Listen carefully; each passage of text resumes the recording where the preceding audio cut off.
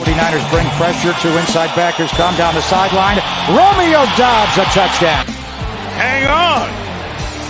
Love to Watson to a one-score game. Hey, this is Ahman Green, Green Bay Packers all-time leader in Russia. Bill, the Packer fan, and Packer owner, Nick.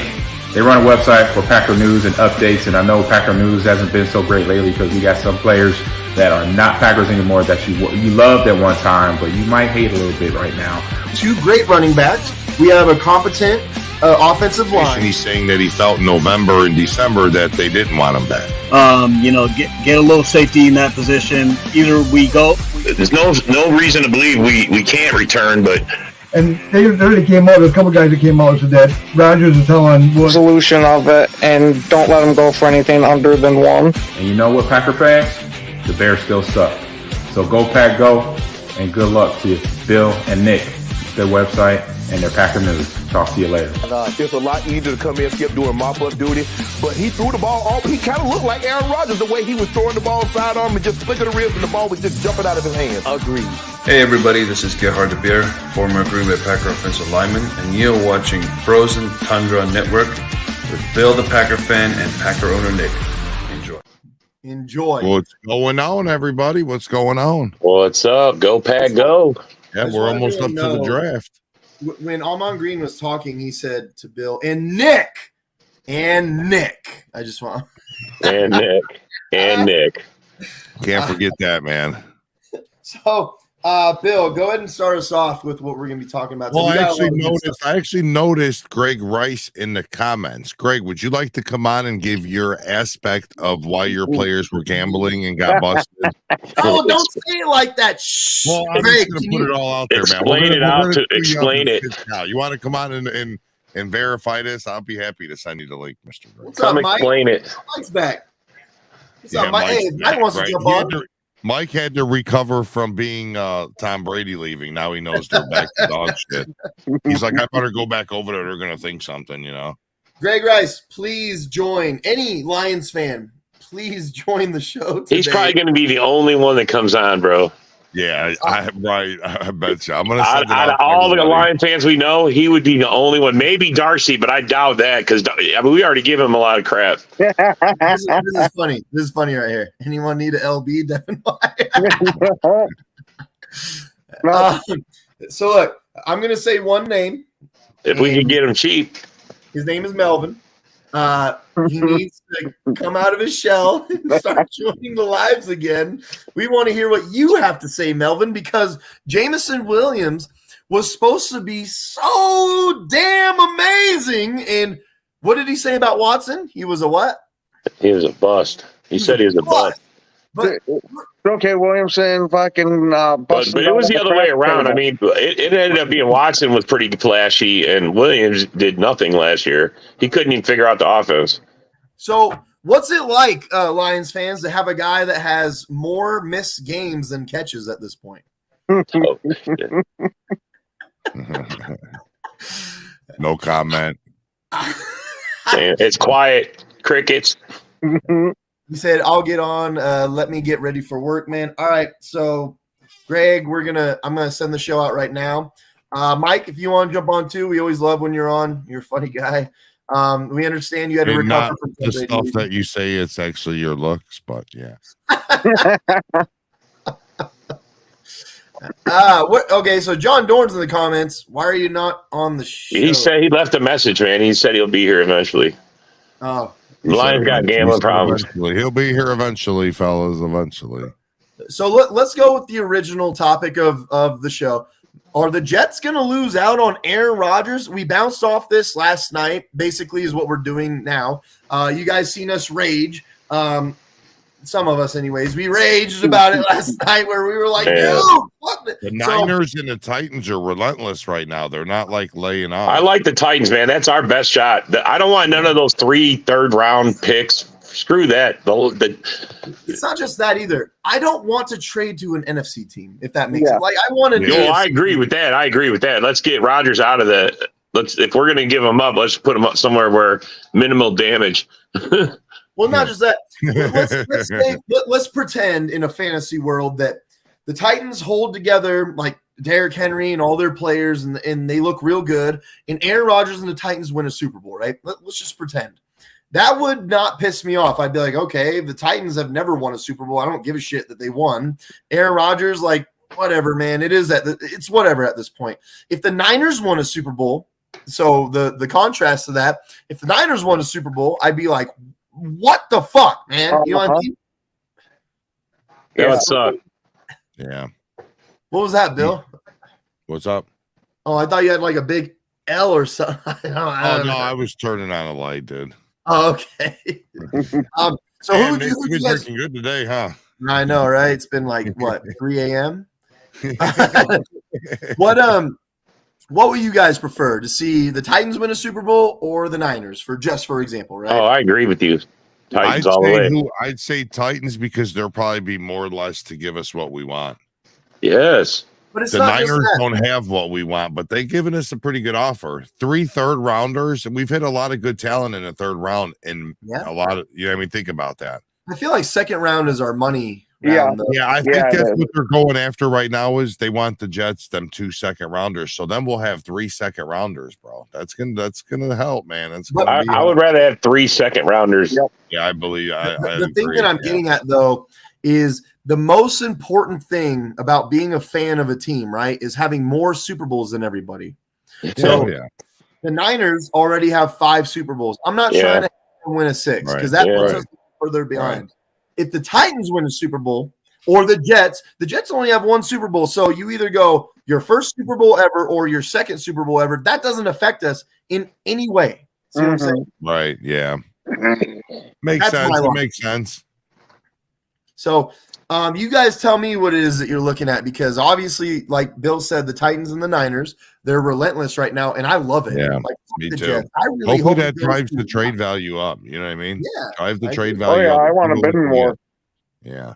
Yeah, because I don't want nothing. I want something big. Look, man, this is the end of the Rodgers era. We got to get something for this. I like the idea of having multiple picks. That's why I like them 2 second-rounder idea, because then we'll have 1 first and 3 seconds, pretty close together too.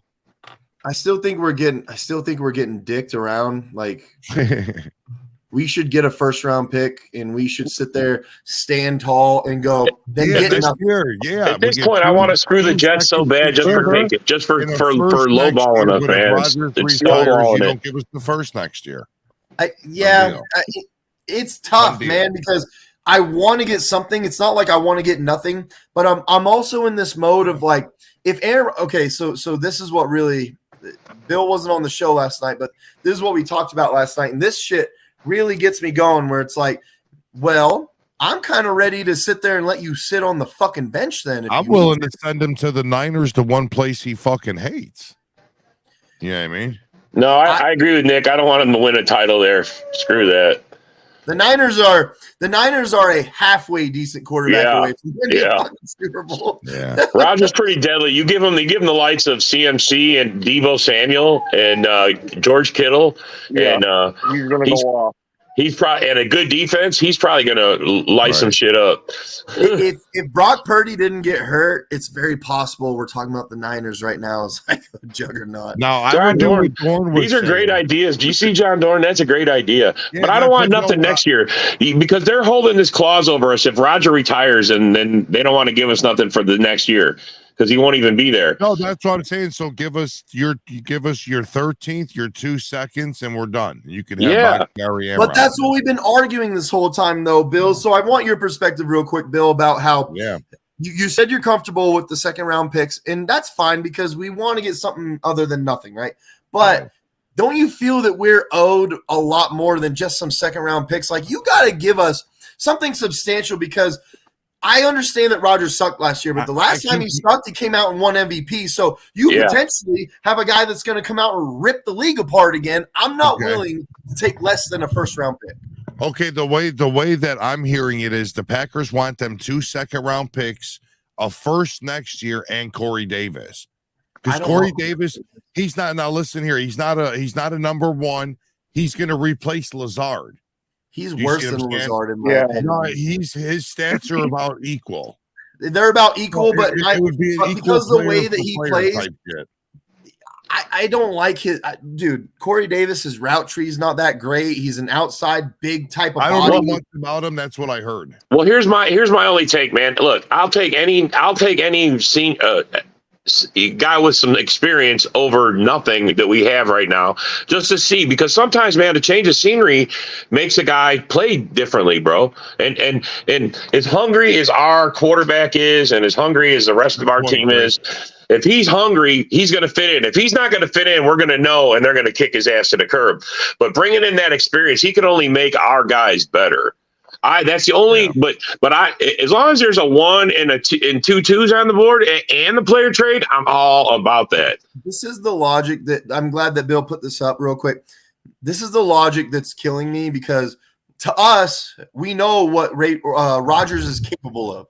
We know what he's capable of. So why are we selling ourselves short when we know what Rodgers could do for your team? Like, right. And now that other teams are interested, now that makes it like, the Jets can kiss our ass at that point. Dude, if the Titans offer that first round pick, bro, just fucking take it. Dude, I know. I don't even need extra picks. Just give us the first round Just pick. give us one. We just need a first round pick for Rodgers. Whoever he goes to, just give us your number 1, and you can have him. And we want it for this year, right before the draft. Come on, man. We could really clean up. We could balance the checkbook. We could balance it out, man. And the deal ain't done, he might not be a Jet. That's my prediction. He could be QB3 on the Packers, man. That's where he could be. Brian Gutekunst isn't out there. See, what I heard is Brian Gutekunst and the scout or the GM over there at where the Jets is, they were buddies. Like, they used to work together. Right. And he thought he was going to get Rodgers for like a 3rd round pick, because he knew Gutekunst, and How does that make was like, sense? I want Rodgers out of here, but I'm not doing it for a just 3rd giving round. him away. Gutekunst will lose his job. He tries to blow ball in this, man. Holy gives shit. Aaron Rodgers for a 3rd round pick. He would the be. whole fan base is gonna freak the fuck out. They're gonna string his ass up. I promise you that. He knows better than that, bro. Signs outside of Lambeau. You know what I mean? Bro, this whole Rodgers debacle is between him and Rodgers having beef between each other, so he better not go lowballing this. I don't think it's him and Goot that's having the most beef. I actually think it's Murphy and Rodgers that are having the most disconnect. I understand that. Look, Bill made a really good YouTube video the other day. Go check that out. Bill, Packer fan on YouTube, where he's pinpointing where is Aaron Rodgers lying about certain types of shit, because you're saying one thing and then you're saying another, and Goot's saying, like, dude, Goot's not saying another thing. He's saying plainly, this is what happened. And Aaron Rodgers is kind of tossing this conversation around like, I mean, this happened, but then this happened, but wait, you just said that. Aaron Rodgers he doesn't know what he's saying at this point. So look, man, I heard Aaron Rodgers straight up told he texted out messages to the other players on the team that he was going to get rid of Goody last year. And they squashed that beef. When you call out the GM like that and you tell everybody you're going to get him fired, there's serious beef in there. And there's no way. That's probably part of the reason why last year went another direction, why he didn't get more help for Rodgers. Yeah, I believe Brian Gutekunst more than anything, just because he gave him that big contract deal. Yeah. He wouldn't have gave him that big contract deal if he wasn't all in. I think there's another component to this also. This is not to say that Aaron Rodgers doesn't like LaFleur in any way, because they seem like they genuinely like each other. Yeah, no, they did. I don't think he likes being his quarterback, though, and him being his coach, because I don't think that they mesh very well. LaFleur has a completely different idea of how an offense should run. Right. And I'm excited to see it. We're going to see it. That's what got me hyped up, man. Does Jordan Love not fit the mold of Matt LaFleur? He does. But Aaron Rodgers, you have to – no matter what your philosophy is for your offense, you have to mold it around Aaron Rodgers and not your philosophy. You know what I mean? So it holds you back a little bit, right?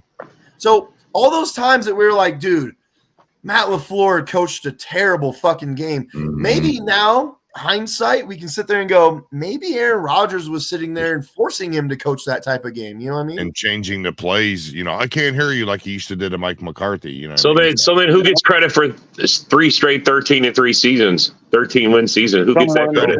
Bill the Packer fan. Bill the Packer fan. All right, look it up. Check him out. Honestly, I'm gonna put it. Honestly, I'm just trying to be as honest and genuine as I possibly can about that. I think that's on the shoulders of Aaron Rodgers and not Matt LaFleur. Really? Aaron Rodgers played out of his mind. So it's totally LaFleur's offense, and he changed it all up. But it's not. He has no part of that. I don't think that LaFleur's offense was his original scheme in the way that he coaches offenses. I don't think that's part of it. I think Aaron Rodgers went out and did what Aaron Rodgers wanted to do, and he went and won those MVPs. No, man! Out of his mind. I honestly thought it was LaFleur's offense, and he just threw out plays at Rodgers and gave him a choice to pick one of those. And Rodgers decided. Rodgers used to not even show up to half of his meetings. Bro, they had to change the first of all. It used to be a play action first type of passing game with a run heavy, but because of Aaron Rodgers, and this happened 2 years ago where they had to change the whole playbook where now LaFleur's giving Aaron Rodgers 3 audibles in the original play. So Aaron Rodgers is dictating whether he wants to run. Right. That's what I was led to believe. Rodgers is calling the shots. Yeah. Exactly. So this is why I'm saying I think that's more on the shoulders of Rodgers, where he helped us more than LaFleur did go 13-3. But that's not to say that LaFleur's not coaching well. That he's being strong-armed, man. And I really want to see Love and LaFleur mesh together and figure this scheme out because I know LaFleur knows what he's doing. I wonder if the players are going to play differently now. It still sucks, man. Because I think they seen him as being a little soft when Rodgers. You know how hard it is to win 13 games back to back 3 times, and we didn't get nothing. We didn't got nothing. We don't got nothing to show for it, except Roger got 2 MVPs out of it. We have to eat that. Rodgers got 2 MVPs out of it. Rodgers, right? Okay, what about going to the NFC Championship game, losing in overtime because your quarterback closed his eyes, threw a lame fucking duck up in the air for an interception? That's hard to eat also, right? We're on the pinnacle. It is. Dude, that's scratching as far as you can into the Super Bowl, going to overtime and losing by a field goal to go to the Super Bowl. We transitioned at that moment. It worked out. This is the moment, man. We need Jordan Love and Matt LaFleur to really come together. You guys are silent because you're sitting there thinking about it like, fuck, that did happen, huh? Well, bro, I just look. I'm just gonna forget about it because if you sit there and dwell on it, man, you can just I'll make myself sick over because I love Rodgers and I defended that guy constantly, man. And if he sabotages, man, it just I kind of feel like he is sabotaging some shit right now. To be truthful, bro, that's how it feels, man. I feel betrayed, man. I feel right for sure. And I'm hoping that I'm hoping we're going to see Matt LaFleur spoon feeding Jordan Love into the greatness, right? Teaching him his offense from the inside out. Telling him, you're allowed to feel betrayed. Let me tell you, I do feel betrayed, bro. I really do. And this feels worse than when Rodgers or when Favre left. Can we address something real quick? Oh God. What the fuck? The Bostic? I actually forgot about that, man. He's bringing up bad memories with that shit, man. So yes, Aaron Rodgers did suck that game. Let's be honest. He did suck that game. Partially his fault. But most of that blame goes to Bostic because if you let Jordy Nelson just catch the ball, which was originally schemed, that's why he's out there, then we win the game. But even still, just fall on it, man. Yep. Aaron Rodgers didn't even get to touch the ball. How many possessions in a row while the Seahawks, they did the fake fucking field goal for a touchdown. They did the onside kick out the ball, threw a touchdown, 2-point conversion. Overtime, he didn't get to touch the ball. Aaron Rodgers went down and got the tie with the field goal to go to overtime. And then he didn't get to touch the ball. And I think it was the second play. Tramon Williams gives up a 60-yard fucking bomb, right? Like, yeah. I can't blame. Why are you bringing this shit up, man? This is terrible, man. We're gonna. Who's not giving love time? We're giving love. We're time. gonna give love all the time he needs, man. We're all expecting. I hope he comes flying out the gates, man. That's how I see it. I hope he comes flying out. No one's expecting him to be anything, so he's got nothing to lose. On those plays, chuck it up there, man. Find Watson, find Dobbs. So this is true. Let's go, baby. He tore his whole fucking what was he? He tore his calf that year. Yep. Beat the fucking Cowboys on one fucking leg. Remember that? Yeah. Randall Cobb, and everyone was like, "How do you do that? He's only got one leg." And then he goes into Seattle with arguably, I'm going to say arguably, the greatest defense ever put together. Yeah. You could argue it's top 3. You could argue whatever you want to argue about it. And he The Legion of He Boom. goes in there and he fucking has us up 19-7. And that shit happens, we crumble. I agree with this dude right here. Where look, I'm going to give Aaron Rodgers a good portion of the blame for that game because he did not play well. He did not play well, but he played well enough to be up 19-7 with like in the fourth quarter with not much time left, and we just fucking crumbled, man. That's all there is to it. Wow. You got 2 Lion fans on. We got the Unabomber and Greg Rice. Unabomber. We're gonna change the subject now. Yeah, Bill, I bet. Bill, the motherfucking Packer Change fan. the subject. Bill, the motherfucking Packer fan. You're gonna change the subject now, and you're gonna ask these Lions fans what we want to ask them. Yeah, so what's up with your boys getting busted gambling? Is steroids next or what? Greg, Wait, you said it wrong. You said it wrong. What's up with your bus getting busted? Hey, Greg, can I start first? Because go ahead, Darcy. The floor's yours. There's no way I could segue off you. You're such a professional, brother. Bro, you gave me too much credit, man. No, I don't actually. Shit, Greg, we was ball bet. You're the only Lion fan that was going to come on here. Go ahead, Darcy. What's the question? Hey, man, how many coaches? Which coaches got busted? Who got fired? It wasn't coaches. Actually, they were staff personnel. So it wasn't no coaches. It was just people, just cowboys and shit. Yeah. So the rule is you're not allowed to gamble on any kind of sports whatsoever through all these apps and everything that just became legal in Michigan as of last year. So, which is fair because you can have a scout say he's at a pro day or, he's at, scouting somebody out.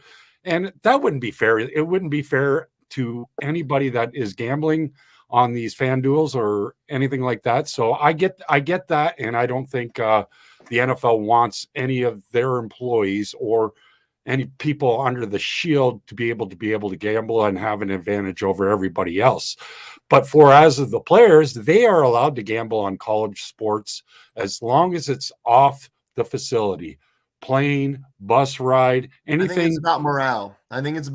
With the NFL. It's suspect if you have your players in their own facility playing professional sports, betting on sports. That's very suspect. Yeah. Now, look, I think personally, I think the rule is dumb in a sense where they're betting on college sports. Like that has no bearing. Before Greg made an excellent point, like okay, say Jamison Williams, he's pretty in tight with all those Alabama and OSU players, right? He played with those guys. He has an advantage. So I don't even think that's great. So it's suspect. Like that's the whole point. Like it's very suspect. I think it's cheating. I got a question. How come some guys got like a whole season off and like your boy Jameson only got 6 games? I'll answer that real quick. Because those guys bet on the NFL, whereas so it goes beyond. So it's something for okay. So these other guys like I thought he wore a wire. They said Jameson Williams bet on college. He only bet on college. He didn't bet on NFL. Bill, you got some inside info? He was wearing a wire. He was dry snitching on them coaches. If you bet on NFL, just like Calvin Ridley did, then you go down for a whole year, which is super suspect. To bet on NFL, you play for the NFL. That's totally suspect. He bet on college, which is still suspect, but it's not technically like you're trying to fuck with the NFL, if that makes sense. So we got 6 games instead. Sorry, I fucking took over on this part. Go ahead, Darcy, and then you answered your own question. Nick, here, blow him up here. He always has a great take. Come on, well, you answered 2 of my questions. That was very informative. Yeah. All right, Greg. I mean, Greg? You know what it is Players just got caught doing stupid shit. Now, you got some Lions fans like kind of with their panties in a bunch about, oh, this is a bullshit rule. It's legal. And look, it's a valid point. But the reality of it is, you guys, is in any job force, in any work environment, there are things you can do outside on your own time or in your own home that you cannot do at work or your place of employment. And I don't care where that's at, man. It's a strict rule. Don't gamble on sports inside the facility. And unfortunately, these guys just didn't take it seriously. And now we're having to pay the consequences for it. And I mean, if I could just say one thing, I know there's been a lot of people bashing Lions and stuff. And look, I get it, man. But the fact that our GM came out and immediately stated that this will not be tolerated, and he cut one of our special teams aces, as well as cut a wide receiver who we all had high hopes for in Quintez Cephas. He cut them immediately. Forget the suspension. It shows me that it is about culture and not just about talent. Now you can kind of go back on that and say, well, Jameson Williams, and I get that. Was he saved partially by his draft status and what he means to this team potentially? Yeah, but the fact that he was willing to cut ties with a player that we had high hopes on, as well as a special teams ace, lets me know that that culture does matter here, and that if you're going out there doing stupid shit, you're going to pay the consequences. So it's nothing about being a first-round pick?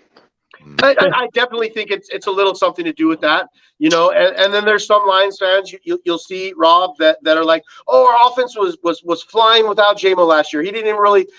No, he was inconsequential with you guys. He couldn't figure out your offense last year. So I'm not saying that.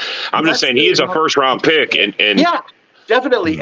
And Rob, this is what I was alluding to with Lions fans, is you have Lions fans who were sitting here pumping him up all off season, and then all of a sudden this happens, and then all of a sudden, oh, we didn't need him last year because we were top 5 offensive.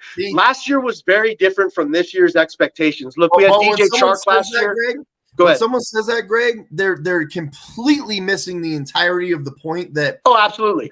You lost DJ Chark. You lost guys because the expectations of Jameson Williams was supposed to be your guy, right? Eventually. Yeah. Right. And now this happens, and it creates an enormous wrench in the gears for a moment, at least for Jameson Williams, right? So when people say shit like that, to me, it's just excuses. It's a coping mechanism. Yeah, it's a coping mechanism. Because look, if Watson did this, I'd sit there and go, God, guys, we're fucked. Like this is bad. Yeah. You know what I mean? Yeah, it does not look good on the Lions organization at all. Exactly. With a second-year head coach, second-year GM, it's a gut punch. Tell you the truth. Do you think there was others that just didn't get caught? I think it was the staffers. They got investigated first, and they spilt the beans. I think that's what happened. And they got let go like a while ago. Well, some more got let go today too. So this is still probably ongoing. He got real emotional. He started talking about how he had to let go of people that were really close to him. Yeah. You guys think more are going to fall? I think they're gonna start with the Lions first, because there was an investigation and allegations about the staffers. So I think they're actually going to audit all the NFL teams. Holy cow! You think it's going to go across the whole NFL? Washington was involved What's good for the goose is good for the gander. Yeah, I thought I heard something about some Washington. You're right. Washington player was involved. Hey, not one Green Bay Packer does it endorse any of that kind of bad behavior. What are you talking about? Hey, you know what I'm wondering? Shit never stinks. It smells like roses. What if Jared Goofy gets thanks for knowing you don't have a quarterback for 6 months? What's going to happen then? Can I be honest? I feel like this probably happens a lot more often. Oh yeah, this probably happens way more often than people actually think. And, really, especially college. This just happened to be like you got caught this time, you know. So now all of a sudden, all the NFL teams are probably going, you know what?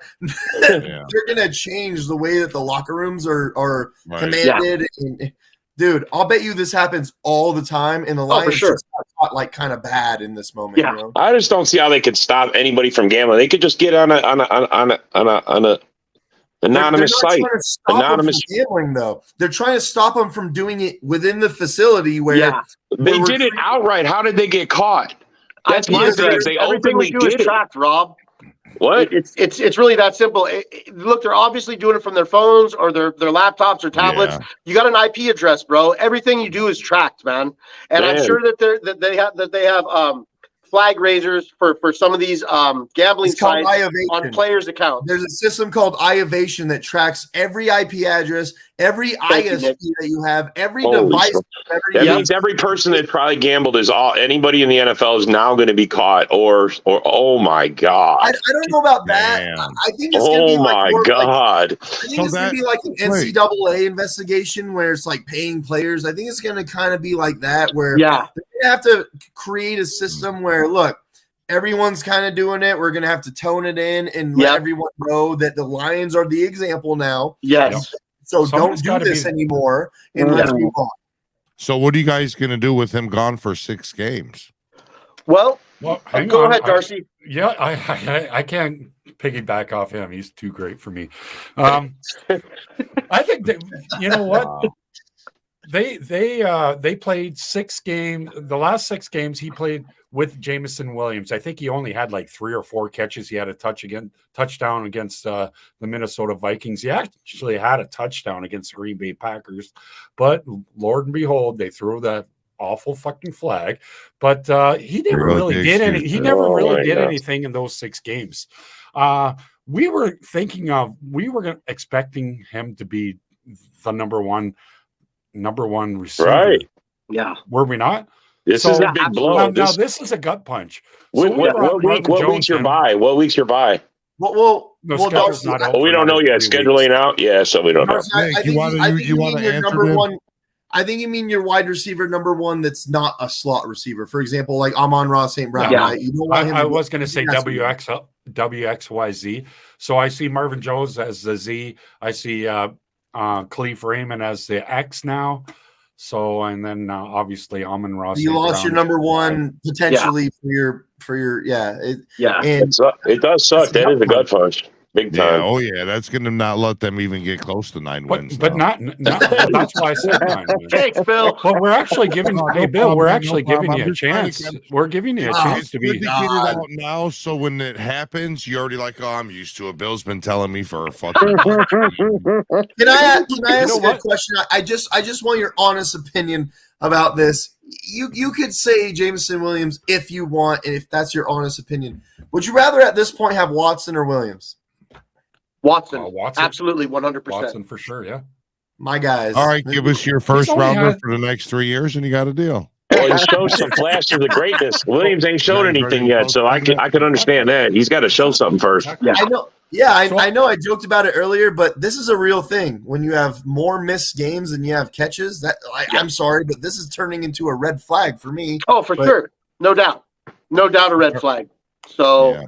I mean, at this point, Nick, I mean, like I said, a lot of Lions fans, I see him on social media and stuff, kind of writing it off like whatever. Oh, we're still a division favorite, yada, yada, yada. I don't even look at it like that, man, to be honest with you. I was looking at our Lions, not necessarily as division favorites, but as conference contenders. Now, not necessarily nowhere near the Cowboys, Niners, or Eagles. I think those are your top 3 teams in the NFC, in my opinion. I thought we were on the next tier, next to the Seahawks, maybe the Packers, Vikings, or wherever the dominoes fall in that second tier, you know? So I was looking at it as potentially, if we were playing up to our ability and not doing Lions shit, that we could snag that 4 seed, maybe have a home game, and win a fucking playoff game since the first time before the fucking 1991. You know what I mean? Jesus, bro. You're proud of getting past your slow starts, man.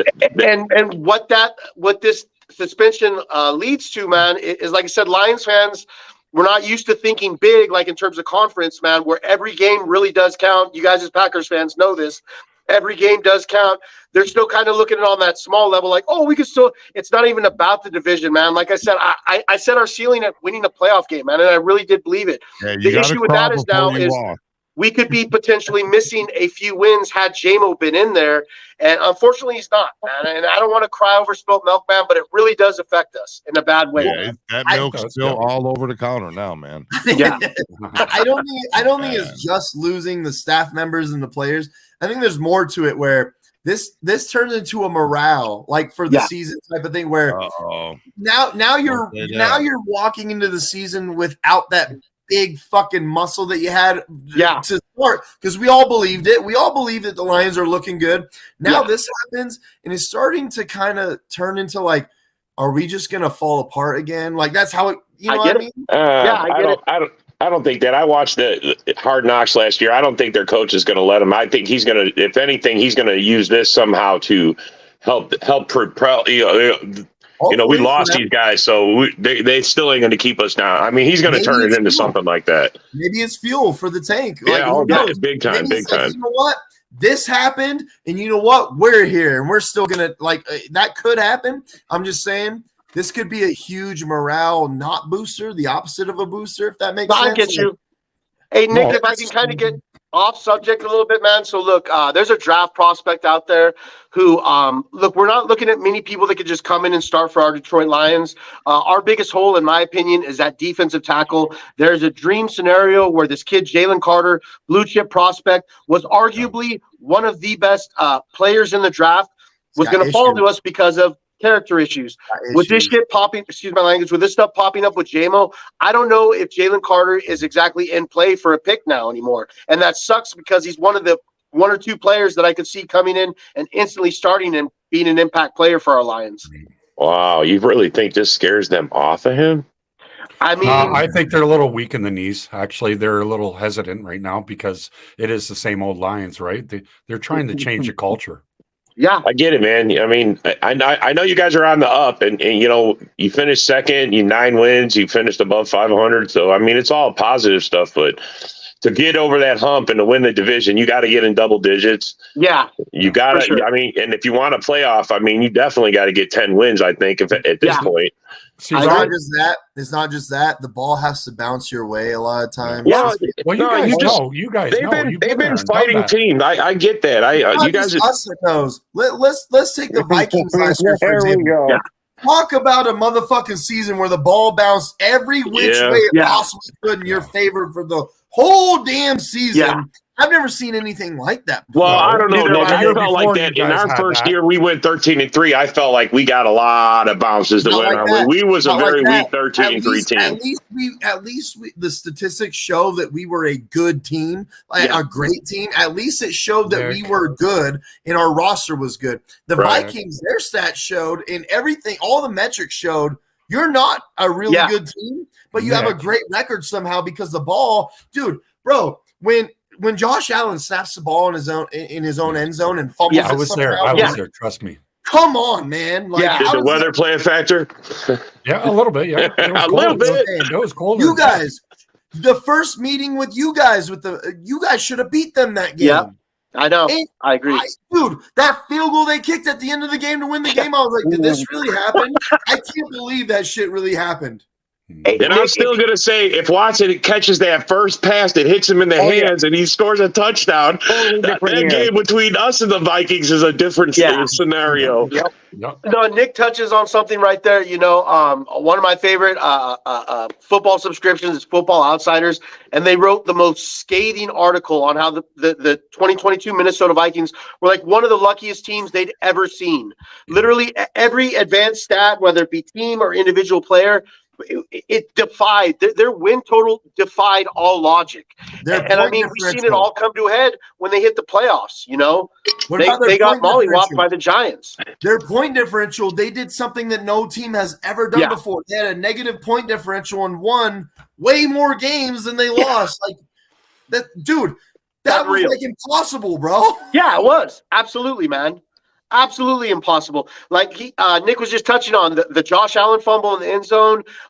They lucked out when they played Dolphins. I think they went up against Skylar Thompson because Teddy Bridgewater even got knocked out that game. Barrios drops a for sure touchdown in the end zone against the Jets. Their entire and then the Hunter Henry TD called back against the Patriots. Like that their whole sweeping of the AFC East was suspect. The Hunter Henry. Okay. Yeah, I don't know how real. How is Travis Kelce's catch a touchdown? Yeah, and Hunter Henry's is not. How does that? Thank happen? you.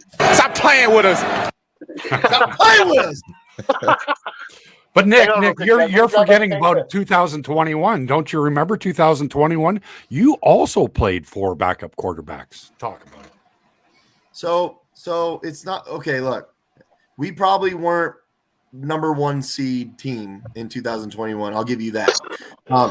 We probably should have been more of like a number 3 or 4 seed, but we at least were good. The stats and the metrics and everything that happened showed that we were still a good team.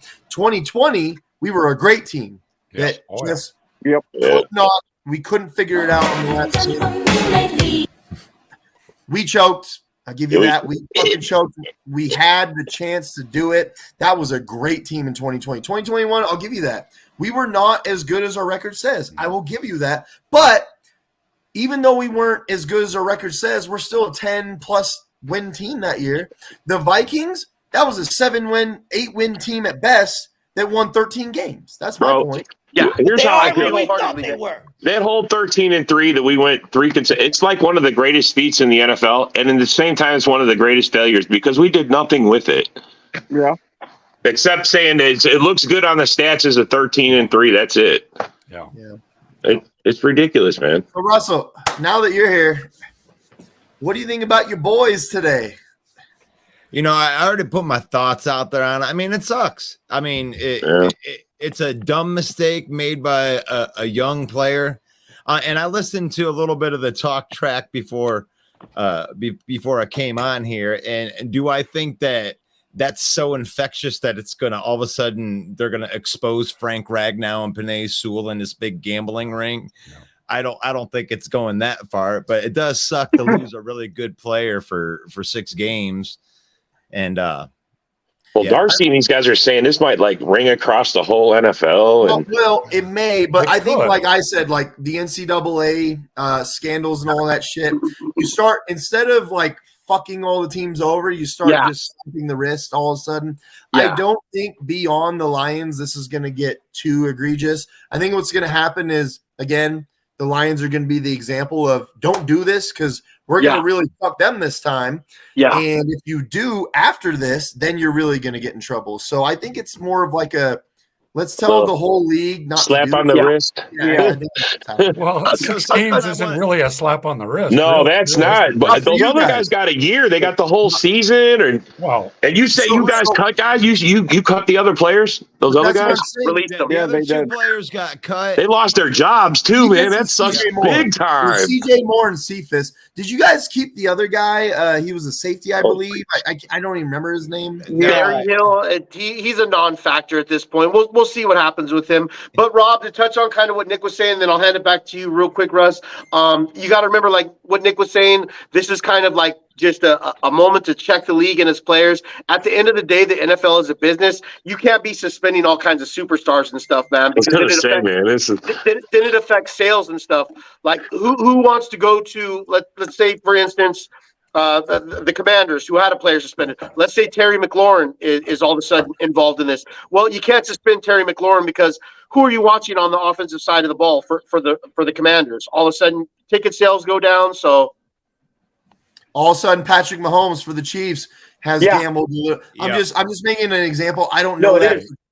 I'm just making an example of, dude, the league is going to make an example of the Lions because that's an easy pickings moment, and the Commanders, and everyone else is going to get a slap on the wrist if this does go broad. And that's what's going to happen. How is that fair? But it's such for you guys that you have to be the example because you guys were looking to be up and coming. Why not just not tell anybody? Because who knew about this until it broke? Well, the staffers, I think the Lions broke. I think the staffers. I think the Lions broke. Is that there's a couple of moves that Brad Holmes made like previous that I thought were like, I was kind of like a head scratch because if you're going to believe in Jameson Williams, Marvin Jones, they signed Marvin Jones. I think that they had an idea that this investigation was going on. And they made a couple of moves that I think the Marvin Jones move was made because they thought something might happen because it was a low risk. It was a 1-year deal. They didn't, but now it may pay dividends, bringing in Marvin Jones because no, he isn't going to be Jameson Williams, but he is a deep threat and he can go up and catch the ball, at the highest point. So that, and you need that. So I was wondering when they signed Marvin Jones, I'm like, what are you doing? It's like, you got Shark out of here. And then, finally Jameson can just step right in. So maybe they did it.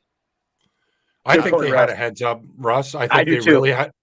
Yeah, I think they Sounds had a heads like up. Well, they already fired their staffers like a month ago, so they already had a heads up. And that story broke after, so because they said the staffers got fired after the players. That's what I heard. It was a month before, so we already heard about this, and we're like, okay. But I think it's the timeline because who cares if you fire some staffers, but if you fire some players and you suspend the guy, the players they had to go the investigations have to clear. I think the Stafford spilt the beans, and we're going to say, oh, we're going to go to Adam Schefter. Holy cow. Well, that's a different way to spin it, too, because I'm telling you. Can I be honest, though? You know the rule. It's a clear as day rule. That's an easy rule to abide by, right? It's not a hard rule to abide. That makes it, in my opinion, even dumber that you did it with staff, especially because know all you have to do is leave the parking lot and you can do whatever the fuck you want, man. So I don't get it. I really don't get it. It's a dumb move by Jameson, but the other two guys where it's a little more egregious. They deserve to be kicked out of the league. You can't be betting on NFL football games. Yeah. You got to be gone. So the other one I can forgive. It's just a dumbass mistake. He's a 21-year-old kid. You know, when you're betting on NFL and you're in the NFL, that's super sus. Okay, but he was betting on college, and Greg made a great point where it's like, well, or I actually think Darcy. No, it's Greg. It's the guy with the towel on his bedpost there. One of you guys said that his Alabama old teammates, like guys like that, like he has ties with Alabama, so it's still kind of sus that he's betting on college, Alabama and shit like that. I still don't find it to be as bad when you're doing that. Just leave the fucking parking lot and do it though. Like, what are you doing, man? That's simple. Well, I guarantee. Dude, have your friends place a bet for you or something. Jesus Christ. So like we talked about earlier, there are systems that find out where your IP address is when you made and did what you did. So why? Bro, these guys are millionaires. I don't understand this. I think he got caught in the trick box, man. And then it was like, yeah, whatever. And then, oh shit. Like, really? Oh, 6 games? Oh, I think that he's learning that lesson like that as a kid. And you guys really think if someone else gets caught doing this, they're not going to get, because I mean, if I was the players union, I would not allow them just to get one guy and not get someone else. I mean, that's 6 games for you guys. That should piss you guys off if no one else gets if they find out about other people and they don't get suspended. I'm super excited that it happened before the draft, so we could actually work. It would be way worse. It would be way worse. True that. You can at least go on draft and we don't even get a wide receiver. I agree with that.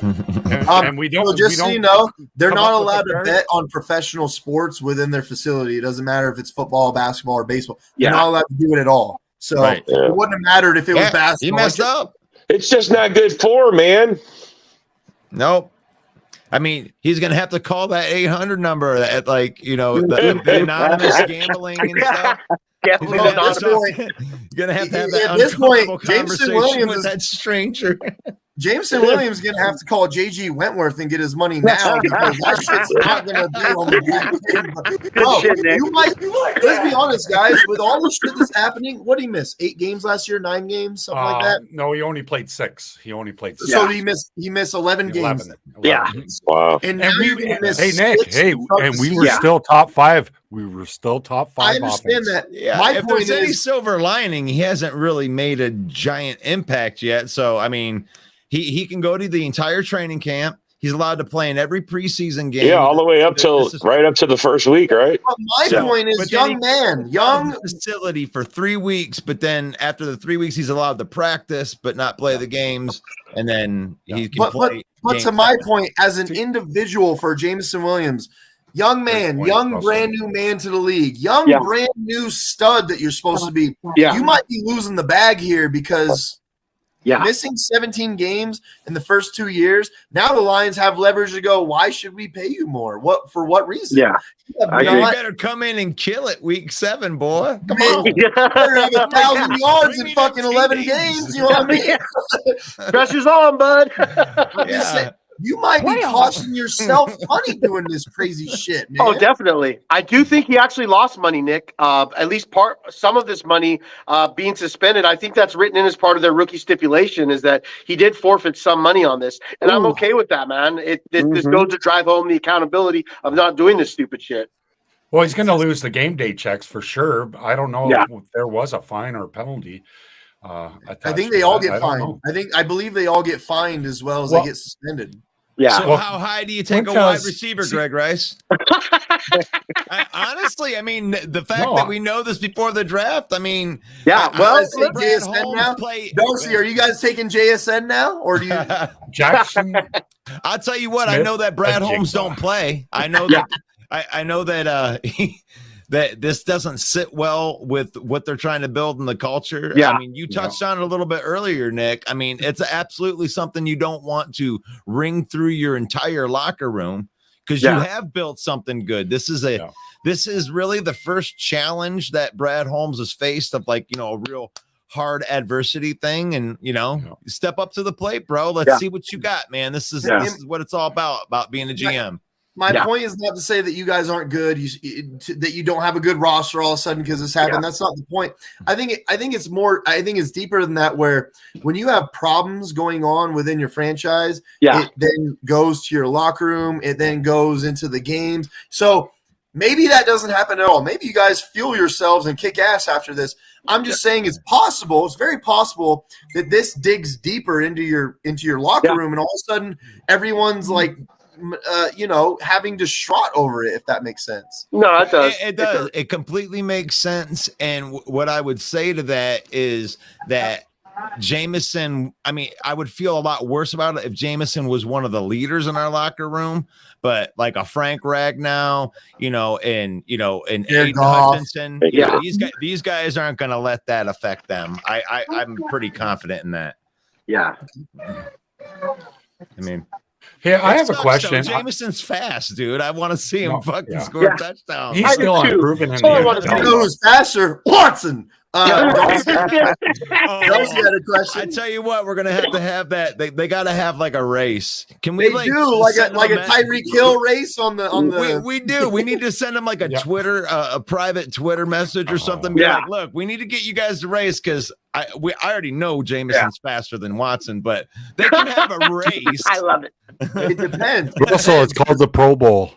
So, what's up? Jameson Williams might be faster by Detroit Darcy. he might be faster on the 40-yard time and things like that. But when it comes to like players on the actual football field, the speed changes, right? It's actually a lot different than when you're on the track, you're doing the 40-yard dash. So who knows? Dude, if you throw Williams and you throw Watson a football and they turn around and start sprinting, who knows who's going to be faster at this point? I agree. Hey, you know what, Nick? On the point of you and Russell making, I just want to give a big shout out to the Minnesota Vikings for allowing us to move up and grab both these players that they'll now have to deal with for the next few years. That was a brilliant move. Thank you so much, Kwesi. Putting this much speed in the division. I'm sure you're proud of yourself with the secondary you're going to be working with this year. Yeah. Vikings are going to have a tough time this year, man. I feel it. Whenever there's a subject change, I want to ask you guys about Aaron Rodgers and when is the deadline to make the trade? Do you guys have to get it done before the draft, Nick? So let me answer that real quick. June 2nd. Yeah, June 2nd. I'm assuming. You can I hate the fact that he's holding our draft hostage, that's for sure. Nick, where's Nick at? I think he bailed, man. He bailed. Okay. Yeah, I think whatever he's using, the battery died or something. Oh shit. That's what I'm wondering. He'll be back. He'll be back. What's up, Joe? Raider Nation in the house. Yeah, it was good, man. Hey, Joe, what do you think all these crooks up in the NFC North?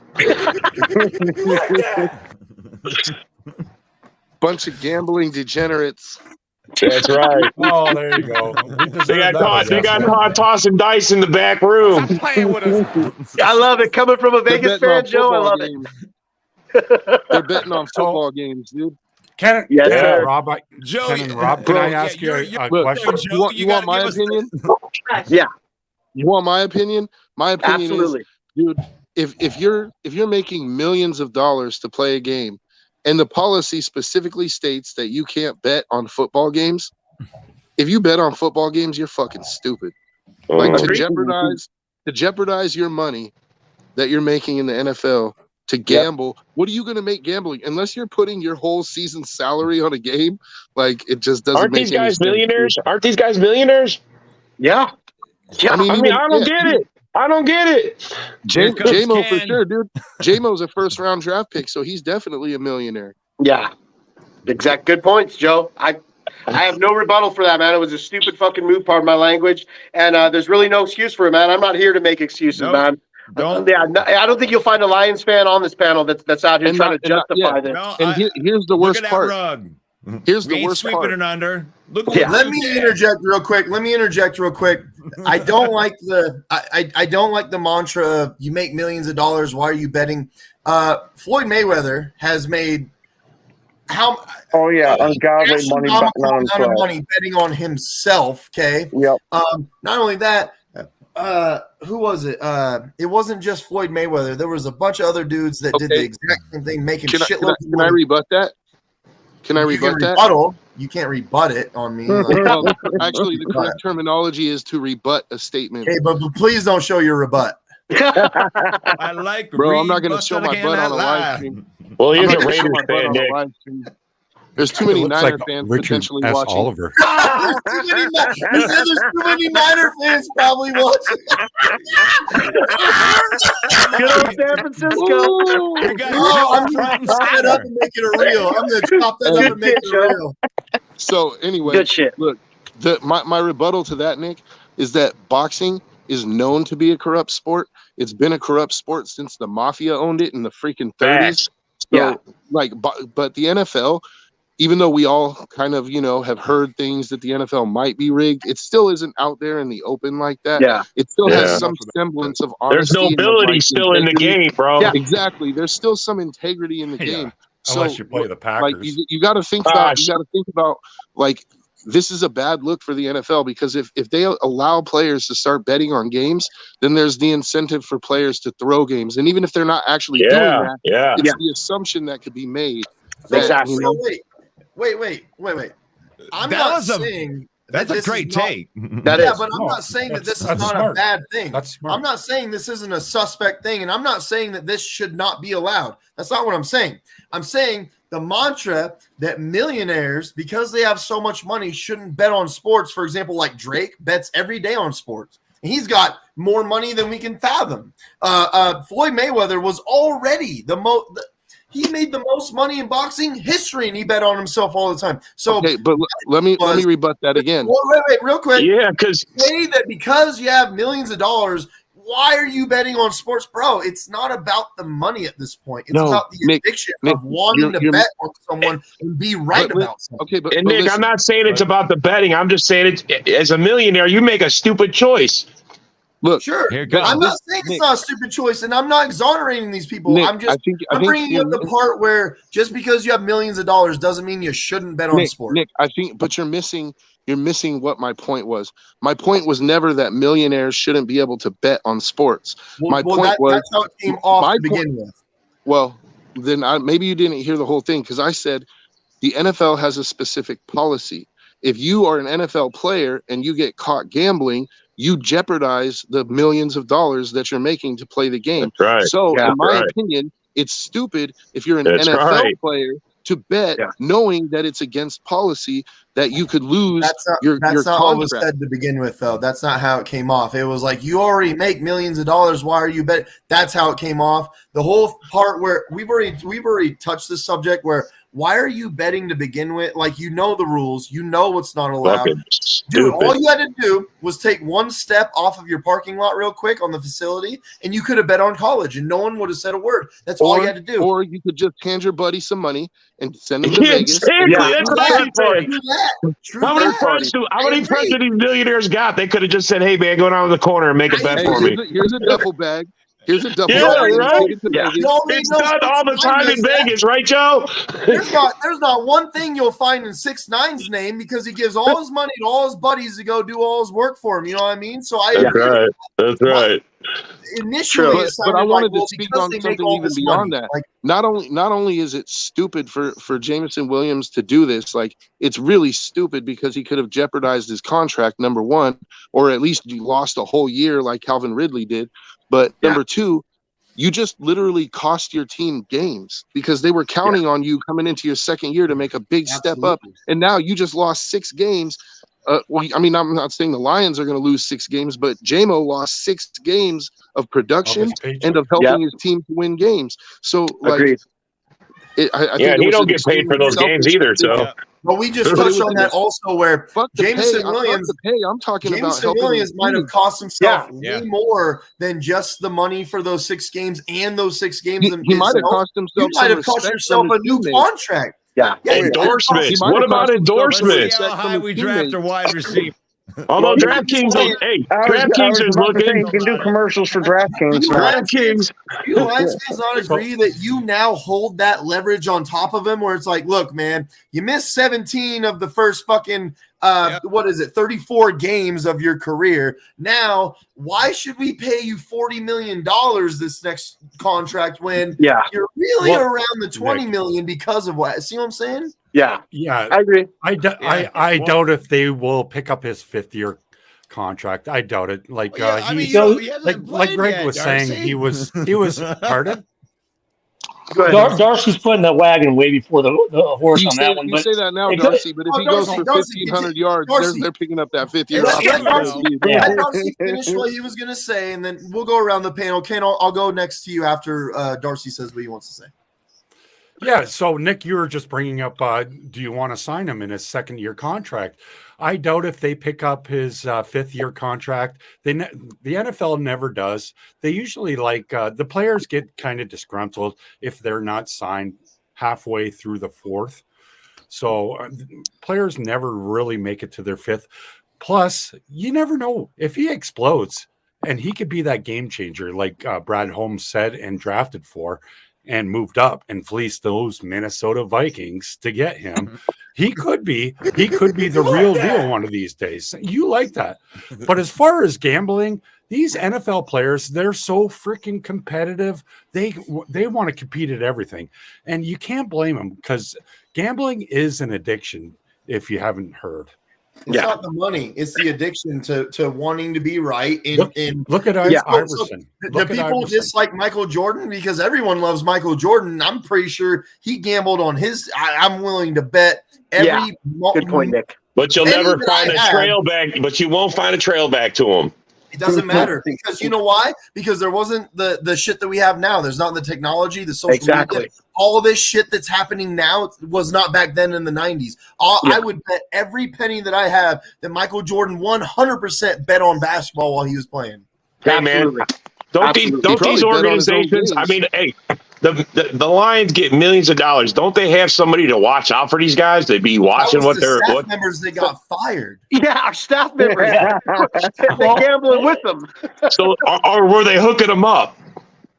That's great take. Either or. He's like, dude, I got a line on Russell, clip that one. So that's where this goes a lot deeper, though, than just the guys who, like Joe was just talking about how this goes deeper than just 6 games, right? Because now look at, you got staffers that were let go. If they were Brad Holmes hires, now you question his ability to hire staff because his staff just either enabled or whatever for these players. But not only does with the 2 they had to cut, now they got to replace. The 2 that are suspended that they got to replace for at least 6 games. It changes maybe their draft schedule, what they were thinking about doing the draft. It impacts the team on so many different levels. Only the Lions could sabotage the Lions, it seems, and they're doing a great job of doing it. Thanks. I mean, Facts. Yeah, I'm not going to go as far as Darcy saying, they're not going to pick up the guy's 5th-year contract. He might bang out the next 2 years. He might come off this and become the best player in the NFL in his position. Then, of course, they're going to re-sign the 5th-year option. So I think it's a little preemptive to say that. However, he has created himself a kind of a mountain to overcome to say, hey, I'm worth the money I want on a 5th-year option. If he ends up being still a good player, he'll get signed, but he might not get the money now because of this. But this hurt that team on so many different levels, besides what you just see on the game, because 4 players are now gone, with 2 of them being permanently gone and 2 being gone for 6 weeks. But there's even more the to leverage it I'm than talking about.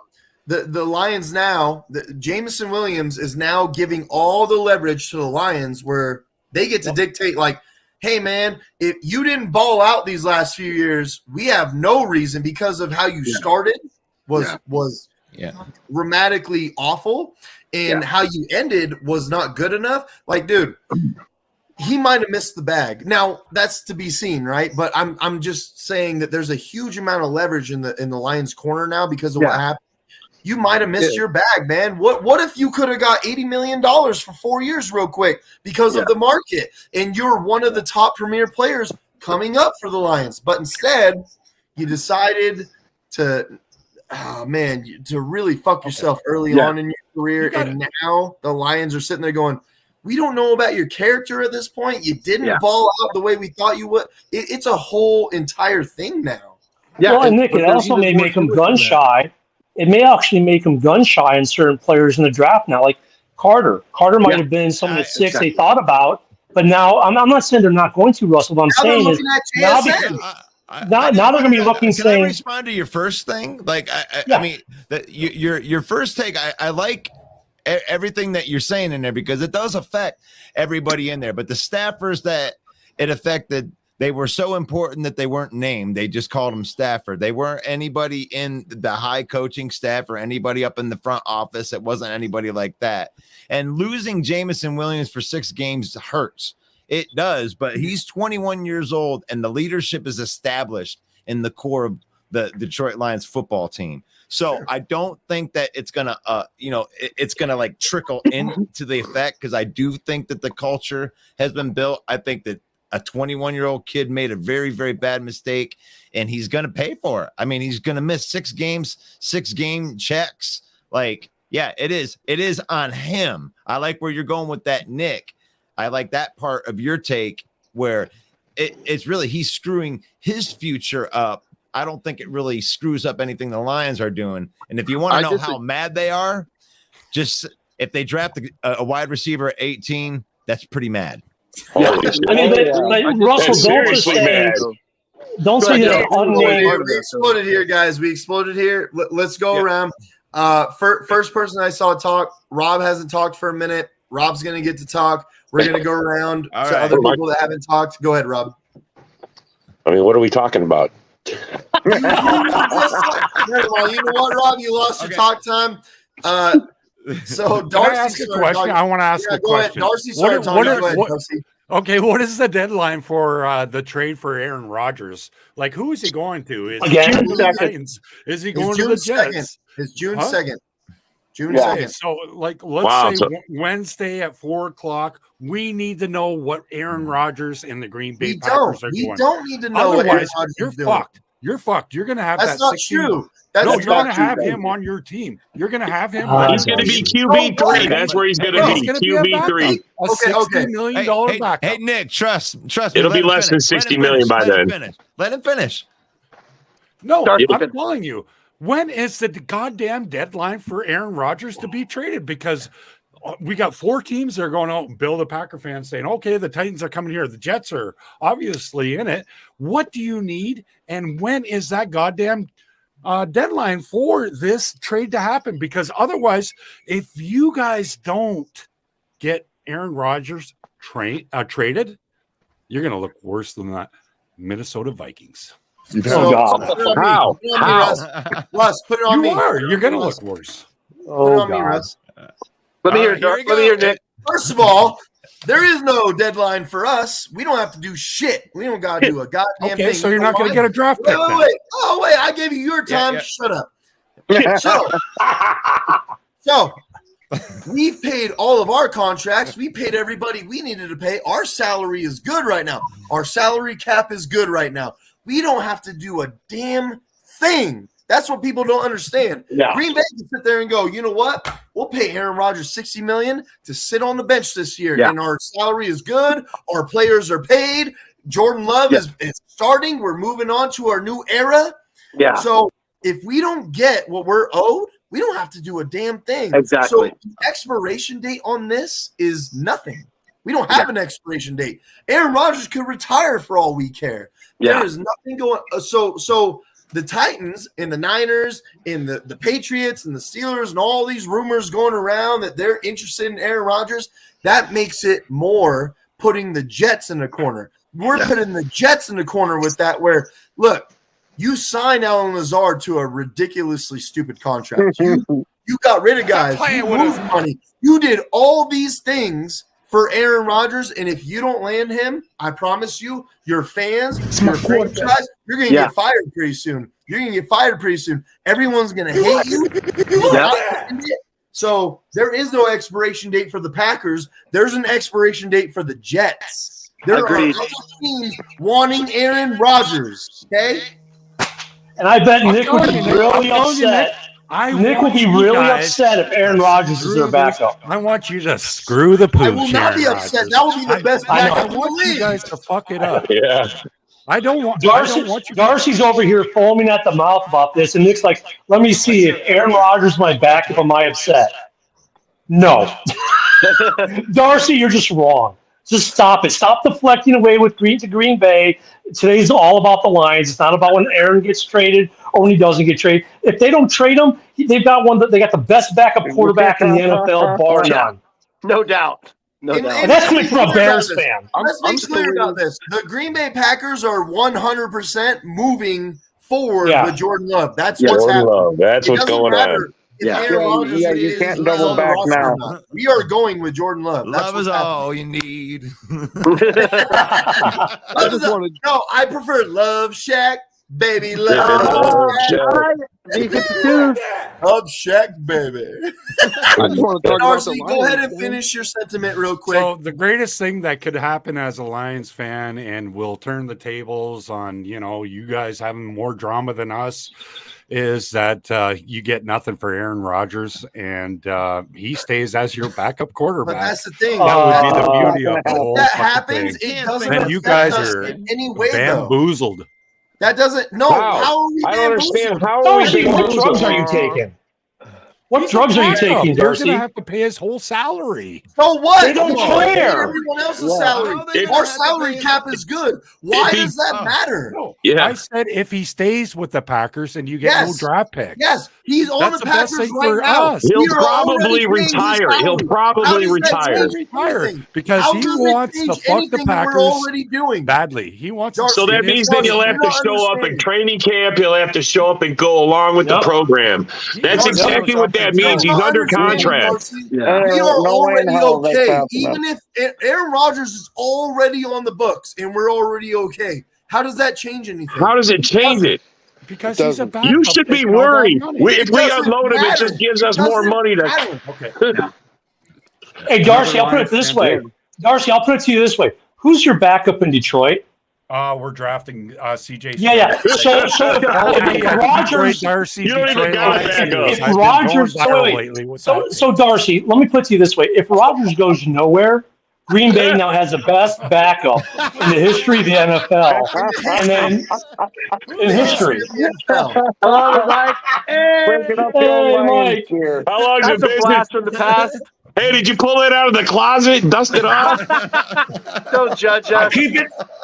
I keep it in the drawer, right next to, right on the desk at all times for something that could happen. For some stupid shit, right? Ken is making a great Help point. us, Mike. Do you Help think us. Green Bay is going to be sad that they have the best backup in history of the NFL? Like, bro, all of the salaries are paid. Everything has already been like, dude, this is not a problem. This is not. So Darcy bounced up because. And Nick, you know what's funny? A Bears fan and a Packers fan actually agree on Aaron Rodgers. I know, right? History's made right here, guys. Yeah.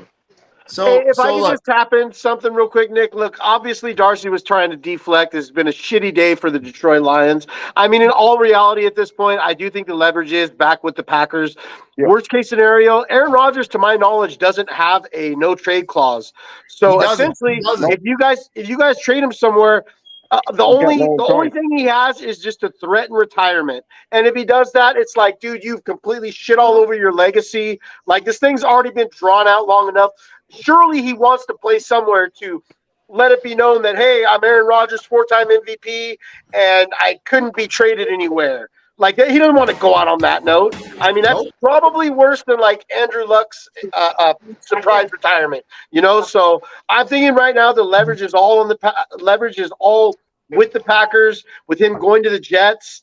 I think the deal gets done at latest by June 2nd, where potentially the Jets trade you draft capital for 2024, which I don't think is such a bad idea because I'm going to be honest with you guys. I look at your Packers roster, and other than safety, I don't see too many holes on your roster, man. Tight end. Tight end too, yeah. Okay. Well, we have the draft, so we're going to draft tight end. Clearly. Yeah, I don't want anything but for some for this. If we don't get some for this draft, I don't see it. I don't. Me neither. Let Aaron Rodgers rot on the goddamn bench. That's and retire. right. That's my opinion. Especially if that's even true, that rumor that you posted yesterday, man. If that's even true that he's tampering and telling the Jets to, ooh. So I'm going to say welcome. You guys are so sad. Real quick, main event, Mike. I'm going to give you the floor, main event, Mike, right after I asked Russell this question, because Russell did this whole entire segment by himself.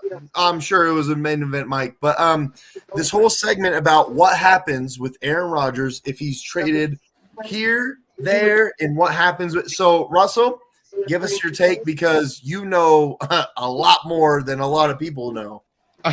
Well, I mean, I just understand the money a little bit. I mean, and I know what's on over the cap, but it is way more beneficial to me, for both teams to wait till after June 1st. I think it's a circus sideshow. I mean, a lot of the stuff that you guys are seeing out there right now, they want to run this circus right through the draft. I mean, it's great for ratings. A lot of people will click on it. It'll be a good thing.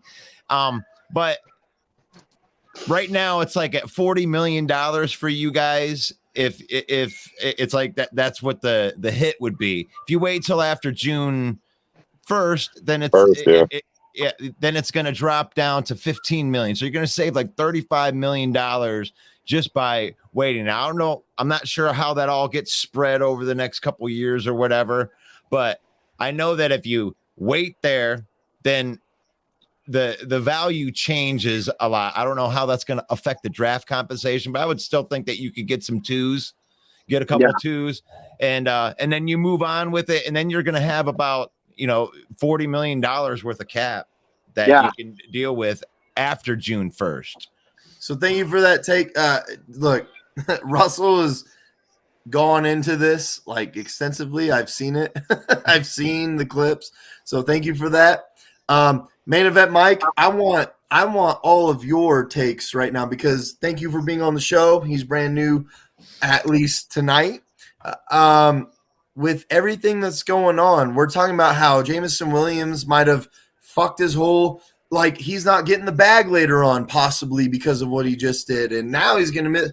He missed 11 games last year. He missed 6 games this year. Like, this is turning into a disaster. Like, what's going on, man?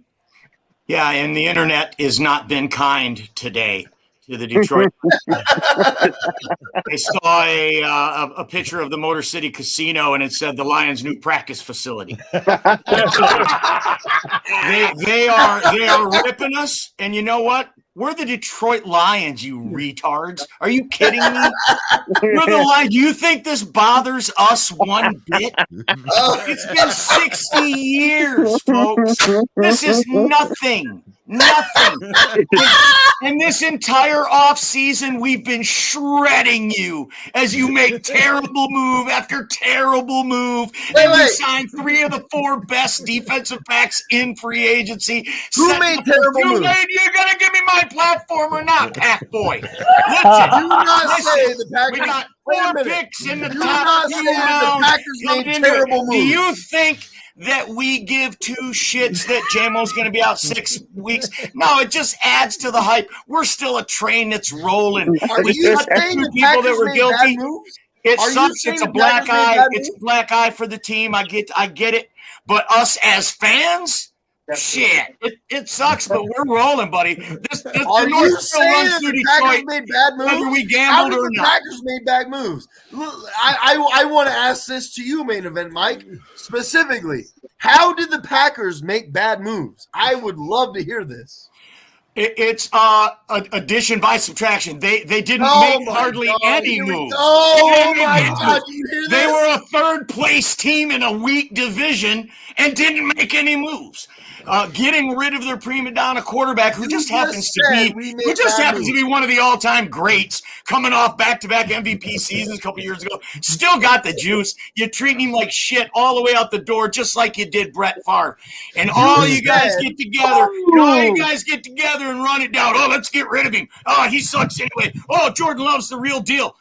You don't understand that what this man did because you're so entitled. You're so because you've had so much success. And he's backing it up too. You've had so much success that you can run a guy like Aaron Rodgers out of town. We begged Barry to stay. He's still on the roster, man. He's still on the roster. We don't want to stay. But come on. You guys running him out of town. You don't even appreciate what Aaron Rodgers did for your franchise. Hey man, statues of him outside your crappy old stadium. We personally didn't get rid of Rodgers. Show me where we made bad moves. Aaron Rodgers is still on the roster. I want you to show me where we made any bad moves. Any. Look, Greg had to back up and walk away from it. Would you like me to show you where you made a bad move? Would you like me to show you? Yeah, I think that's what he's asking. You're asking for it, so I'm going to give it to you. You signed Aaron Jones to $12 million. Isn't that right? He makes $12 million in an age when running backs are undervalued and you're getting good quality backs for $4 million. You're paying 3 times that. Okay? You've got a linebacker. Aaron Jones is worth every penny, You've got a linebacker who I predict is going to be a cancer in this league. His name is Quay Walker. You drafted a guy that would shove a 140-pound trainer. Hey, man, talk about that when he's sacking golf next season. He'll toss around the rest of the team, too. Hold on. Put it on me. Are you really talking about Quay Walker? I'm sorry. If you look at his statistics, one of the best rookie fucking linebackers statistically ever. Sure, T.O.'s got great stats. T.O. has great stats. No. Because he pushed the guy and he got, that he needs to mature. Yeah, whatever. Russell, wait a minute. No, you ain't. What are you talking about? He didn't get 6 games for gambling. Are you serious? Quay Walker's an absolute beast. Are you serious? That shoved the 140-pound trainer. Yeah, who he cares? Is a beast. Maybe he should have his mouth to him. Who cares? I got that on tape. I'm not saying who cares in the sense of like who cares that he pushes trainer. Oh, what a douchebag! Can we show him? Can we show him? I don't mean who cares in the sense. I don't mean who cares in the sense that he pushes trainer. Obviously, can we show him Russ the exclusive audio? Obviously, it's not okay that Quay was a hot mic in the throw. Show you what kind of player you got here. Quay Walker is one of the best rookie middle linebackers. Russ, can we get that up? Wait, Nick. I just want to say this real quick, Nick. You're taking heat from a guy whose team just got busted for gambling, so he made his background cards, dice, and poker chips. That tells you everything you need to know about Detroit Lions fans right now. If you're trying to shit on Quay Walker because he pushed a guy, I get it. But like, look, you're talking about a guy that's actually really, really, really fucking good. Go look at rookie. Okay. Did you know that Quay Walker has better stats than Ray Lewis as a rookie? Did you know that? Pretty good. I have the spreadsheet.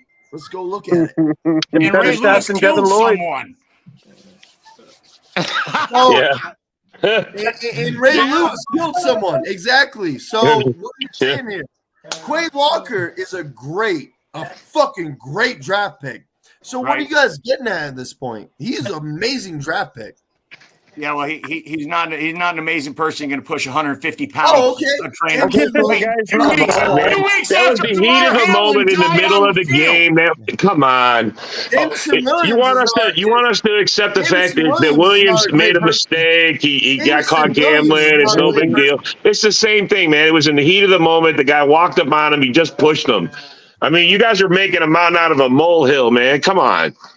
That's Detroit. I want Ken Dobb to answer this. I want Ken Dobb to answer this. He put a bet on I want an impartial person. You shoved a 140-pound trainer, and you're trying to compare I want the two? an impartial person like Ken Dobb to answer this question.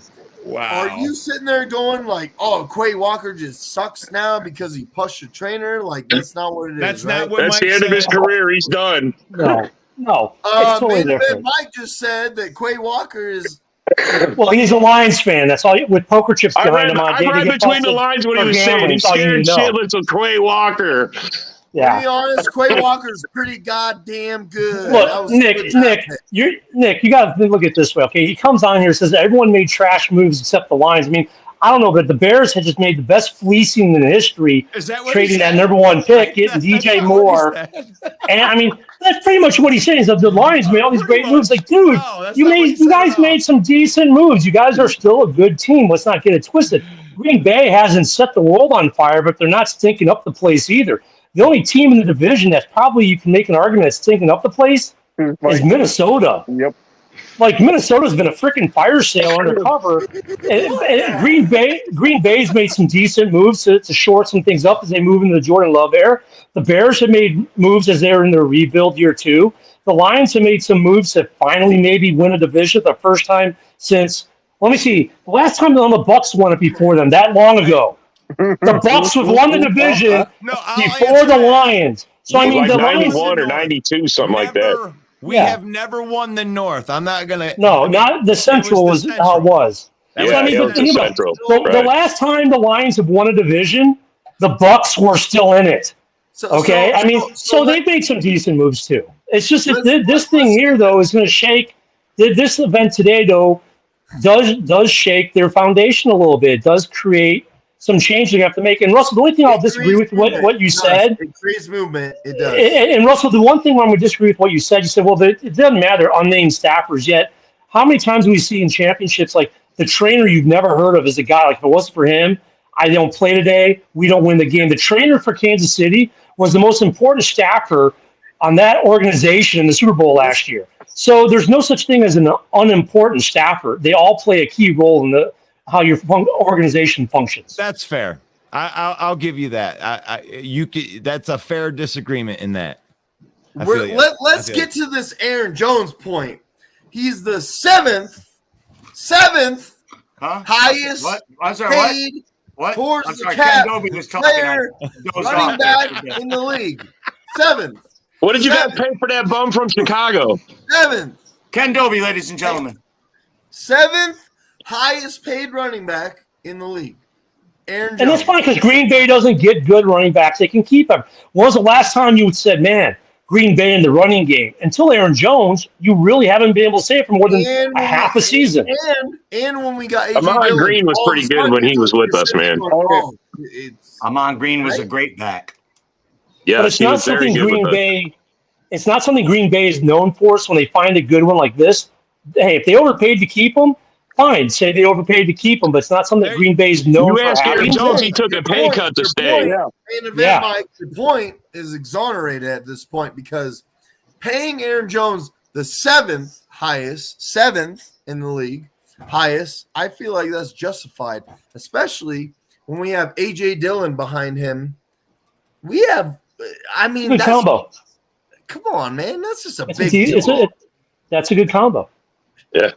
So he didn't say. First of all, he didn't say anything about the ability. He just said that you paid $12 million in a market where you could get a running back that is good for $4 million. That's all that he said. So you guys are going to tell me you don't think he's worth the money?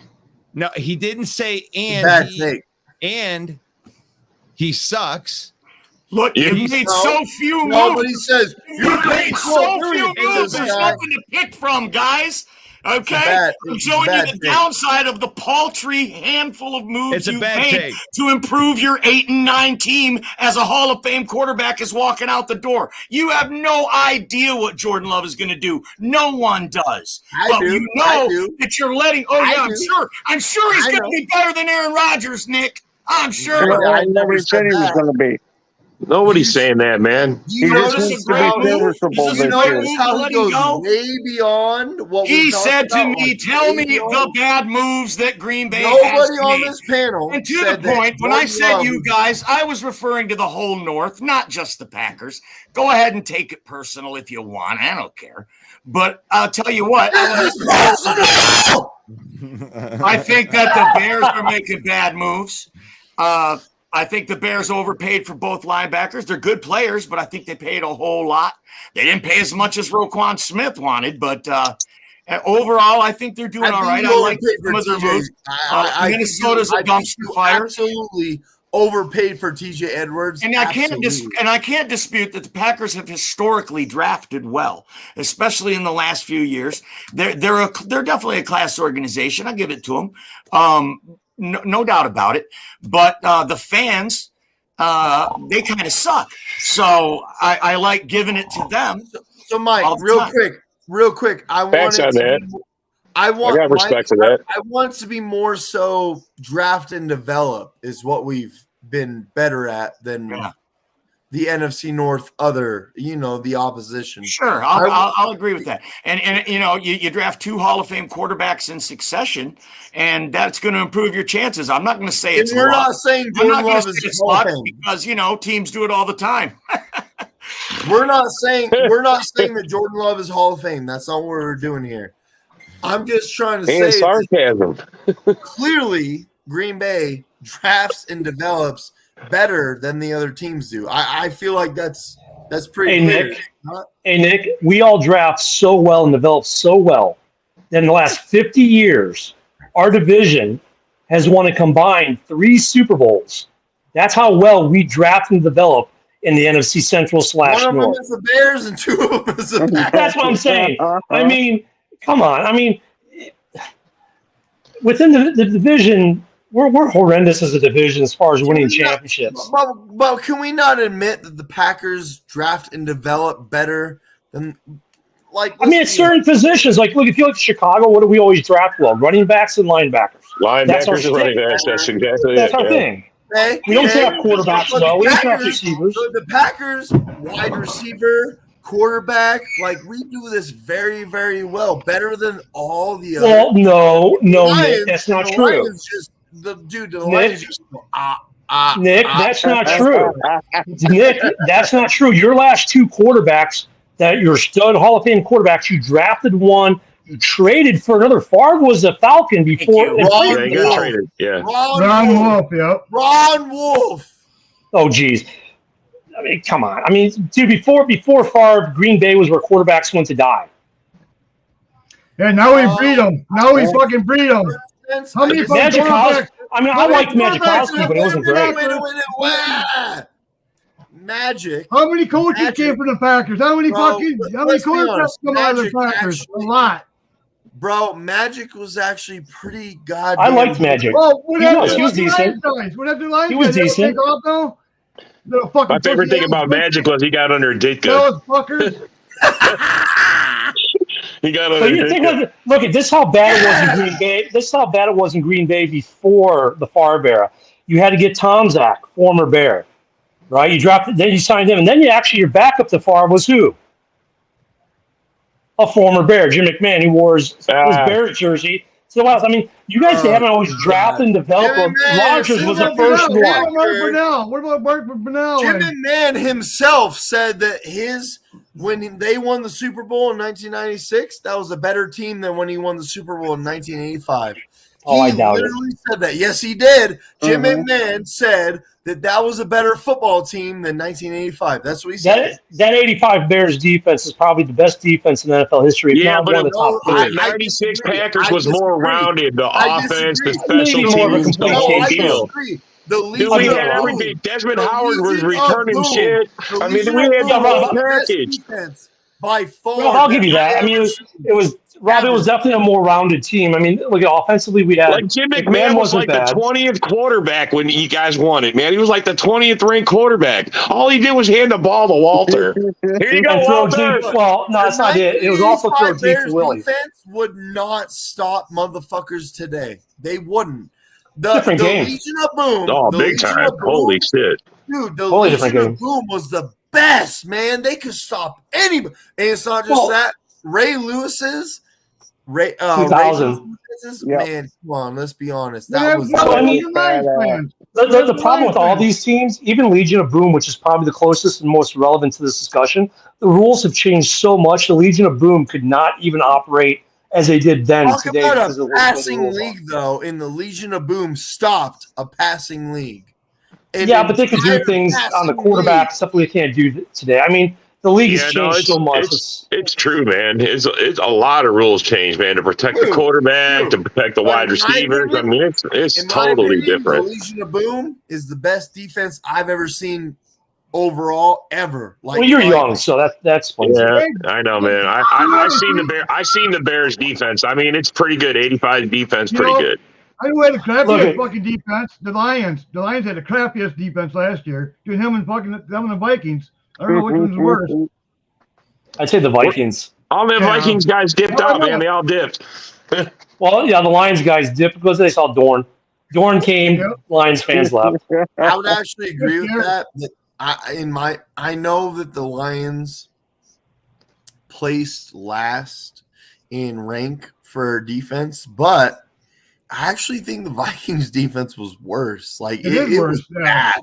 It was bad. I would say Minnesota's only because Minnesota's offense did so much more to mask the inability of that defense. Because it's almost like watching Aaron Rodgers carry the franchise with the worst defense, right? It's almost like watching a good offense carry a bad defense. And once you get to the playoffs, all of a sudden you're like, damn, it's not going to work, is it? Like, well, no, that happened in Chicago. Like when Adam Gase was the OC, Cutler had the number 2 offense in the league, but the defense was the worst. You're really going to bring up Cutler? But no, I'm just saying. Because that was Cutler's probably best statistical year. I mean, turn out to be the guy that you thought he was going to. Well, I think he got unlucky to play for the Bears. Is what happened. I think he played for another team. It's every quarterback. He played with the Broncos, and the Broncos traded him to you guys for a reason. That's because McDaniels is an idiot. McDaniels is an idiot. He's ruined the Raiders. No, let's be honest about this. I got to talk about something here quick. The Broncos got rid of Cutler fast, even though he McDaniels. Cutler that was all McDaniels, the same guy who just got rid of Derek Carr. Cutler had all the talent in the world, and the Broncos got rid of him fast, and there was a reason for that. Because the McDaniels, I'm telling you, Nick, look at McDaniels is the worst coach in the NFL. He got that team. You guys didn't help him none. No. In his first 2 seasons with Mike Mark says, let me take 7-step drops when you get hit by step 3. It didn't help. I remember that. Let me ask you a question, Ken. Let me ask you a question. If Jay Cutler played for the Packers, do you believe that he would have been much more successful? Yeah, I think he would have gotten a ring. I actually agree. I feel like we're vibing on the same idea. Cutler, like when they finally got Cutler. Bro, this is on players. I totally disagree. Management wise, see what I'm saying? I mean, look, by the time they got Cutler what he needed offensively, and they were the best offensive league, the defense had deteriorated so bad, he put up 35 points and they give up 48. But if you look at him, and Romo statistically, both those guys. This is the most interesting part about Romo. I love Romo too. I'm a Romo guy. Romo was really here's good. The thing. He's a great both of them statistically better numbers than Dan Marino, who's a Hall of Famer. That's a different era, though, my guy. But I mean, statistically, though, these guys were not bad quarterbacks; just had bad situations. And they're like, even with Romo, Cutler, and you can say, and even Favre, people said, interceptions in the fourth quarter. Well, when you're down by 2 scores, the Dolphins never had a good defense when they had Marino. When you're down 2 scores, ran for 1,000 yards. They never had They had one good wide receiver and he was at the tail end when Marino got there. So Marino carried that entire. Marino at least got to a Super Bowl once. You know, I mean, with a bad roster too. With a bad roster. And when you look at these guys like Romo, Cutler, and what's always the argument? Well, interceptions in the fourth quarter. Well, dude, when you're down two. But when you're down two scores in the fourth quarter, everyone knows what you're going to do. You're going to throw. I hate when people say that Tony Romo sucked because he didn't. He actually didn't suck. He was a great quarterback. Good. Yeah. I think if Romo played for Green Bay or Cutler played for Green Bay during that same time period, I think that you could make an argument they would have a ring. Jay Cutler wasn't as good as Tony Romo. Well, he's got more playoff wins than Romo. He wasn't as good as Favre either. And he wasn't as good as Favre either. I think Favre, Favre and reminds me, well, Cutler, I should say, reminds me a lot of Favre. They're both a very similar type of player. And unfortunately for Cutler, that was with a Bears team that was usually down 2 or 3 scores in the fourth quarter, and everyone knows he's gunslinging, and it led to interceptions. But I mean, Cutler did more to keep the Bears in games or to win games than they did to lose games. You know, I mean, even if you look at your favorite NFC Championship game, 2010, dude had a torn ACL, wanted to play, and the coaching staff said, "No, you can't." So he said, "Well, I'm gonna hop on a bike, and you're gonna put me in." They said, "Well, you're gonna hop on a bike, but we're not gonna put you in." I mean, the dude wanted to play with a torn ACL. The guy had heart. You know, I mean, it's just, you know, the Bears, the Packers, no one in our division. Actually, you know who's had the best luck drafting quarterbacks and bringing them up on their own would actually, in a weird way, be Detroit. They just don't get the wins for it. That's all. They don't get the wins. I mean, you can have great offenses. The Bears have, like, I brought up the whole Cutler thing because the Bears had a great offense, but a shitty defense. Nowhere near Rodgers, though. That's like the you hit on a lottery player, but he's not nowhere near these greats. So Stafford should have helped the Lions get to where they needed to be, but he didn't. Well, you know, though, when you look at the end of the day, though, when both guys retire, let's say they both retired this year, both have 1 ring. You know, Aaron has more MVPs. Both have really good stats in their career. Both end up in the Hall of Fame. Doesn't have any MVPs. No, he doesn't say Stafford doesn't have MVPs. He's got a ring. He doesn't have any MVPs. And Stafford didn't even win MVP of his own Super Bowl. So, yeah. And the stats are, bro, when you put the stats in, bro, Aaron Rodgers dramatically trumps Stafford. Like, I understand. We'll have to pull those up one day and look at their stats. But, I mean, Stafford had some pretty damn good stats, even as the Detroit Lions. Yeah, he had good yards. He had a lot of yards. A lot of yards. He had a shit ton of yards. But yeah, he never finished. Yeah. He played for a shit team. Well, yeah, I think that point. Honestly, let's look, be honest. Let's be honest. Wait a minute. You just said he played for a shit team. Let's be honest. Rodgers played for a shit team too. A lot of years. You know what though? I think though, if you swapped out Stafford and Rodgers, I think Stafford ends up with the same stuff Rodgers has. If you had swapped them out, I disagree. I think where you were, like Mahomes coming, like let's switch it over to Mahomes real quick.